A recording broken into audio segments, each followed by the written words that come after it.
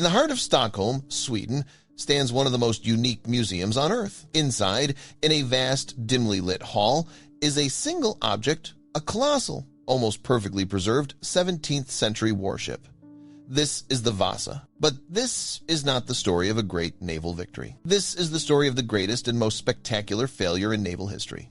A tale of a warship so magnificent, so powerful, and so fatally flawed that it sank less than a mile into its maiden voyage in full view of a horrified crowd. For 333 years, it lay in a watery grave, a forgotten national humiliation. This is the incredible story of its tragic demise, its impossible rediscovery, and its breathtaking resurrection. To understand the tragedy of the Vasa, we must first travel back to the ambitious and violent world of the early 17th century. Europe was embroiled in the brutal 30 Years' War, a devastating conflict for religious and political supremacy. In the north, the Kingdom of Sweden was emerging as a major military power, led by its brilliant and ambitious warrior king, Gustavus Adolphus. His grand vision was to create a Swedish Empire, to dominate Northern Europe, and to control the vital trade routes of the Baltic Sea. To achieve this, he needed a navy that would inspire awe in his allies and strike terror into the hearts of his enemies. In 1625,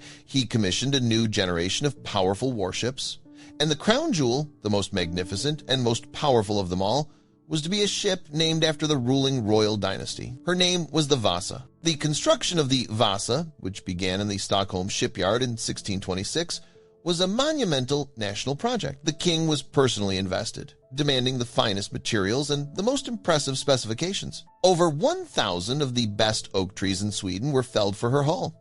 The project was supervised by a renowned Dutch master shipwright named Henrik Hybertson, but the king's ambition began to clash with the laws of physics. As construction was underway, Gustavus Adolphus received intelligence that his rivals, the Polish-Lithuanian Commonwealth, were building powerful new warships. Determined to outmatch them, the king sent a series of new, urgent orders to the shipyard. The Vasa must have 2 fully enclosed gun decks, a feature that was still experimental and difficult to engineer.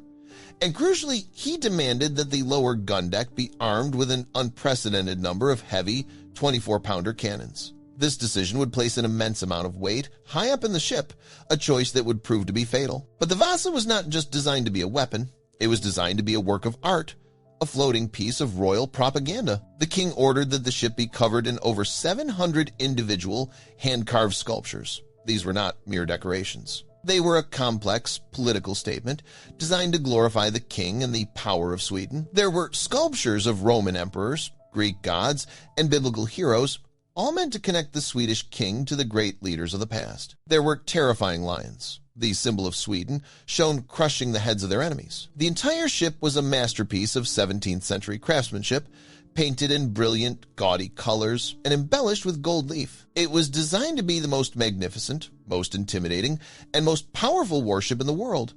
But tragedy stalked the project. The master shipwright, Henrik Hybertson, grew seriously ill and passed away a year into the construction, leaving his less experienced assistants to interpret the king's ambitious and ever-changing plans. They were under immense pressure to finish the ship quickly. The ship grew taller, heavier, and more ornate. Deep within its beautiful and imposing design, a deadly flaw was being built right into its very bones. The ship was becoming catastrophically top-heavy. On August 10th, 1628, the day of the Maiden Voyage, a festive atmosphere filled the city of Stockholm. Thousands of citizens, from nobles and foreign diplomats to ordinary merchants and their families, gathered along the waterfront to witness the glorious debut of the Vasa. This was a moment of immense national pride. The ship, with its brilliant colors and golden sculptures gleaming in the sun, was a breathtaking sight. With most of its 150 crew members aboard, along with many of their families who were invited for the celebratory first leg of the journey, the Vasa was ready. The cannons on its open upper deck fired a thunderous salute to the cheering crowds. The mooring lines were cast off, and with just 4 of its 10 sails set, the great ship, the pride of the Swedish Navy, slowly began its first and only journey. It sailed for less than a nautical mile, just to the entrance of the harbor. A light breeze, barely strong enough to fill the sails, caught the massive topsails. The great ship began to list, leaning over to its port side. It was a worrying moment, but it slowly, ponderously righted itself. The crowd on the shore held its breath. Then, a second, even weaker gust of wind hit the sails. This time, the Vasa listed again, far more steeply, and it did not recover.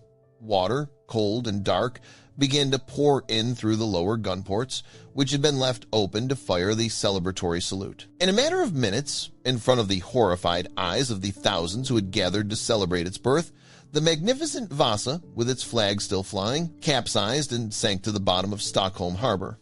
It had failed. The greatest warship in the world, a symbol of a king's ambition and a nation's power, was lost before it had even truly begun its journey. The aftermath of the sinking of the Vasa was a national humiliation for Sweden. King Gustavus Adolphus, away fighting in Poland, was enraged. He ordered a formal inquest to find and punish the person responsible for the catastrophe. But the inquiry was a failure. The ship's surviving officers blamed the builders for a flawed design. The builders claimed the ship was perfectly constructed, but handled improperly by the crew. No one dared to voice the real truth, that the ship was built exactly to the impossible specifications demanded by the king himself. To blame the ship's design would be to blame the king, an unthinkable act. In the end, no one was found guilty. The disaster was officially ruled an act of God, and the tragic event was quietly swept under the rug. For the next few decades, there were several salvage attempts to recover the ship's 64 priceless bronze cannons using primitive and incredibly dangerous diving bells. But the massive wooden hull itself was left where it lay, and over the next 3 centuries, the great warship was surrendered to the darkness, its exact location eventually forgotten, becoming a ghost of history sleeping in the mud of Stockholm Harbor. And there it should have rotted away. In most of the world's oceans, a wooden shipwreck would be quickly devoured by marine organisms, especially the shipworm, Teredo nivalis, a type of clam that bores through and destroys wood. But the Baltic Sea is a unique and magical body of water. Its water is brackish, a low salinity mixture of salt water from the Atlantic and fresh water from the surrounding rivers. This specific environment is hostile to the destructive shipworm. Furthermore, the heavily polluted waters of Stockholm Harbor in centuries past created an anoxic, or oxygen-free, environment on the seabed, which prevented the bacteria that caused decay from thriving. The Vasa was resting in a perfect natural time capsule, waiting in the cold, dark, and sterile water.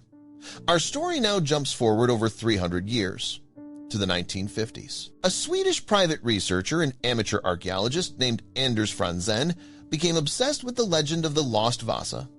He was not a professional academic, but he was a brilliant and dogged historical detective. He was an expert on 17th-century naval history, and he was convinced that the Vasa could not only be found, but that it would be remarkably well preserved due to the unique ship worm-free conditions of the Baltic. For 5 years, he tirelessly studied old naval charts and 17th-century documents, trying to pinpoint the area where the ship had gone down. Then, he spent his summers in a small motorboat, crisscrossing the Stockholm Harbor, using a simple but effective technique. He dragged a custom-made core sampler, a type of hollow drill, along the seabed, pulling up plugs of material, hoping for a sign. On August 25, 1956, his core sampler brought up a plug of blackened, waterlogged, but unmistakably ancient oak.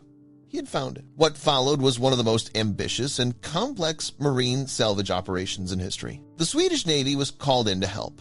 For the next 2 years, Navy divers worked in the cold, pitch-black water to survey the wreck. Then came the incredible challenge of lifting the 700-ton ship from the mud. Starting in 1959, the divers began the grueling and dangerous task of digging 6 massive tunnels underneath the ship's hull by hand, using high-pressure water jets to blast away the dense clay. Through these tunnels, they threaded colossal steel cables, which were connected to 2 massive salvage pontoons floating on the surface. On April 24, 1961, 333 years after it sank, the final lift began. Slowly, carefully, with the entire nation of Sweden watching, the great ship was raised from the seabed.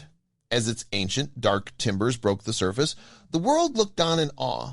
It was not a skeleton. It was not a collection of rotten planks. It was an almost perfectly preserved ship, a true ghost of the past, rising from the depths. The Vasa was moved into a dry dock, and a new phase of discovery began, the archaeological excavation of its interior. It was a treasure trove beyond imagination, an untouched time capsule of 17th-century life. Archaeologists carefully sifted through the mud, uncovering over 30,000 individual artifacts. They found 6 of the ship's 10 sails, the oldest surviving sails in the world. They found the personal sea chests of the sailors, containing their clothes, shoes, tools, coins, and even games they played to pass the time. And they found the skeletal remains of at least 25 people who had gone down with the ship, their stories finally brought to light. The final chapter in the Vasa story was its preservation. To stop the ancient oak from cracking and turning to dust as it dried, the entire ship had to be constantly sprayed with a special wax called polyethylene glycol for 17 straight years. This was followed by another 9 years of slow, controlled drying. Finally, a magnificent, custom-built museum, the Vasa Museum, was constructed around the ship. Today, the Vasa stands in a vast, climate-controlled hall, visited by millions of people each year. It is a breathtaking, eerie, and beautiful sight. It is a story of a king's ambition, a catastrophic failure, and a modern, miraculous resurrection. It is a powerful testament to the forgotten souls who died on its maiden voyage, and to the obsessive dreamers who, 3 centuries later, refused to let them be forgotten.